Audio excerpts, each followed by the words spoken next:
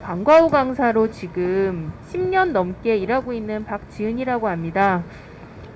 지금 이제 뭐 코로나로 뭐 다 같이 고통받고 있으니까 좀 참아라 이런 말을 저희는 사실 많이 듣고 있습니다. 근데 사실 뭐 어떤 분들은 정말 마스크를 매일 사기가 너무 힘든 게 고통인 분도 있고, 뭐 놀러 가야 되는데 해외여행 가기가 어려워서 힘들다는 분들도 있는데, 저희들은 그야말로 지금 소득이 절벽이라고 저희는 표현을 하거든요. 길게는 1월 말부터 현재까지 지금 방과후 강사들은 다 무직인 상태입니다. 방과후 강사 계약 형태에 대해서 잠깐 말씀을 드리자면, 저희는 매년 3월이면은 학교별로 계약을 합니다. 그러니까 저희가 대부분 한 학교에 매일매일 나가는 게 아니고 보통 하루에 한 학교, 그러니까 보통은 월, 화, 수, 목, 금, 토까지 매일 나가는 학교가 다르게 되고, 그 학교에서는 보통 하루에 4시간 정도를 수업을 하게 됩니다. 그리고 학생들이 저희 수업을 듣기 위해서 25,000원에서 약 3, 4만원 가량의 돈을 내게 되는데, 그것에서 일부를 떼서 학교에 주고 나면 그 나머지 금액이 저희의 소득이 되는 것입니다. 저희가 그렇게 학교에 들어가기 위해서는 2년에 한 번씩 학교에서 면접을 봅니다. 12월부터 1월까지 저희가 학교에 면접을 보러 다니는데, 학교에서 면접 시간을 방과후 수업에 잡는 경우도 있습니다. 저희가 수업을 해야 되는 오후에 면접을 잡으면 저희들은 어쩔 수 없이 진짜, 왜냐면 내년에도 내가 일을 해야 되니까 제가 하는 수업을 휴강을 하고 면접을 보러 가야 되는 경우가 있는데, 그 학교에서도 제가 면접에 뽑히리라는 법은 없거든요. 그래서 약 한 달간 저희 강사들은 정말 피를 말리면서 면접을 보게 되고, 운이 좋으면 4개, 5군데 학교와 계약을 하고, 운이 나쁘면 2개, 3개 학교만 해서 소득이 줄어드는 경우도 있습니다.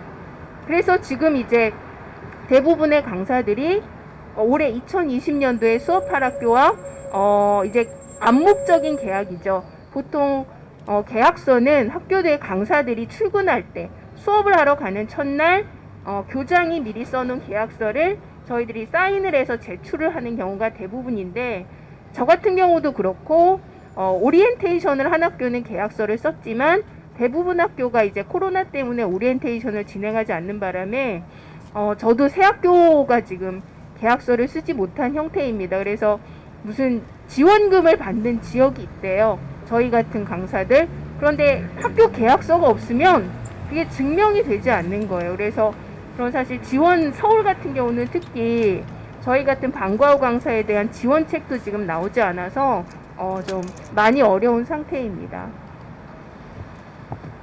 네. 지금 계약조차도 불확실한 상황이고, 네. 뭐 지원금이라도 받을 수 있는 창구가 있기는 한데, 그걸 증명하려면 계약서가 작성돼야 된다. 네, 그런데 네. 그마저도 미뤄지고 있다.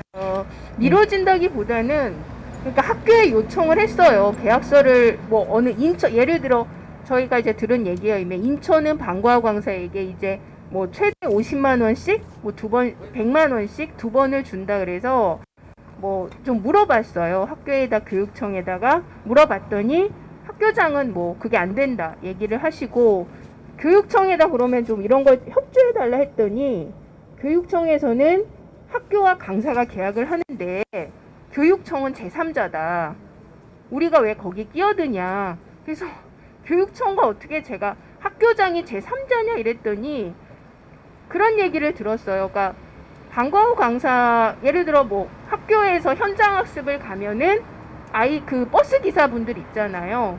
그분들처럼 그냥 그때그때 계약하는 관계라 우리가 굳이 뭐 제어를 하지 않는다. 교육청이 좀 그런 입장이었습니다. 네. 네. 굉장히 불안정한 상황에 놓여 있었고, 그 불안정한 상황으로 인해서 지금 같은 리스크가 발생했을 때 아무도 책임져주지 않는 그런 상황인 것 같습니다. 네. 네. 네. 그럼 이어서 임준영 님께서도 한번 발언 준비해 주신 거 말씀해 주시면 좋겠습니다. 예, 지금 방과후 학교 강사들이 학교 현장에서 어떤 어려움을 겪고 있는지는 앞서서 잘 말씀을 해주신 것 같고, 저는 좀 더 이렇게 제도적인 문제에 관해서 말씀을 드리고 싶습니다. 이런 질문을 먼저 좀 드리고 싶어요. 만약에 어떤 그 자영업자가 자기가 판매하는 상품이나 서비스를 얼마에 판매할지 정할 수 없다면 그게 자영업자라고 할 수 있을까? 또 자기가 영업을 할지 말지를 스스로 결정할 수 없다면 그 사람은 소상공인이나 자영업자라고 할 수 있을까? 이런 질문을 한번 먼저 던지고 싶습니다. 저희 방과학교 강사가 거의 이 학교 공교육 체계 안에 유일한 특수고용 형태 노동자라고 알려져 있는데요. 그래서 저희를 이런 자영업자 취급을 하고 있기 때문에 말씀하신 것처럼 교육청은 우리가 어떤 문제를 생겨서 찾아가면 그 학교랑 강사 둘의 계약관계의 일이지 우리가 상관할 일이 아니다 이렇게 얘기를 하고 있거든요.